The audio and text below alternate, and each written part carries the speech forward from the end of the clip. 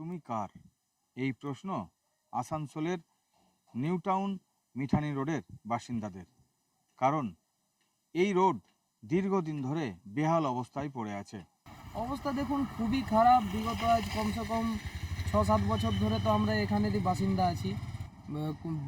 বৃষ্টির সময় তো মানে জিনিসটা বোঝাই যায় না যে কি হচ্ছে, কতটা গর্ত থাকছে, কি অসুবিধা।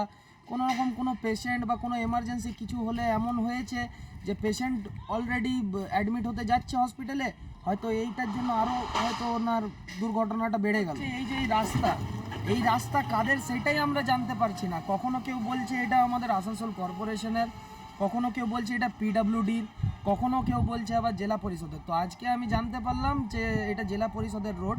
আমরা চাইছি যত জলদি হোক এই রোডটা রিপেয়ার হোক, যত জলদি হোক রোডটা একটা ভালো হোক। আসানসোলের নিউ টাউন মিঠানি রোডের অবস্থা কেন এমন বেহাল তা জানতে গেলে জেলা পরিষদের সভাধিপতি বিশ্বনাথ বাউড়ি বলেন যে জেলা ভাগের কারণে সমস্যা হয়ে আছে। তবে আমরা কিছুদিনের মধ্যেই এই যে রাস্তা তা মেরামতের কাজ শুরু করে দেবো। আমরা জানতাম না যে ওটা আমাদের রাস্তা, কারণ ওটা প্রফেশনালটার মধ্যে পড়ে। এবং আমাদের যারা বিভিন্ন আর্থিক ব্লকের যারা মেম্বার্স আছে তারা কিন্তু কেউ ওই ব্লকের পড়ে না, ওই প্রফেশনালটা তো।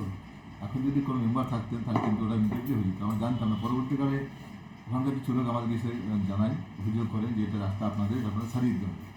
আমরা তখন টেক আপ করেছিলাম। পরবর্তীকালে 2017 সালেই আমাদের মাননীয় উজ্জ্বল চট্টোপাধ্যায় উনি বললেন যে এটাকে আমাদের যদি এনসি দেওয়া হয় তাহলে আমরা কিন্তু এডিট করে দেবো। সেই মতো আমরা কিন্তু এখান থেকে এনসি ওনাকে দিয়েছিলাম। যাই কোনো কারণে হয়তো করতে পারিনি বা রাস্তা হয়নি। এখন দেখার কবে তৈরি হয় এই রাস্তা।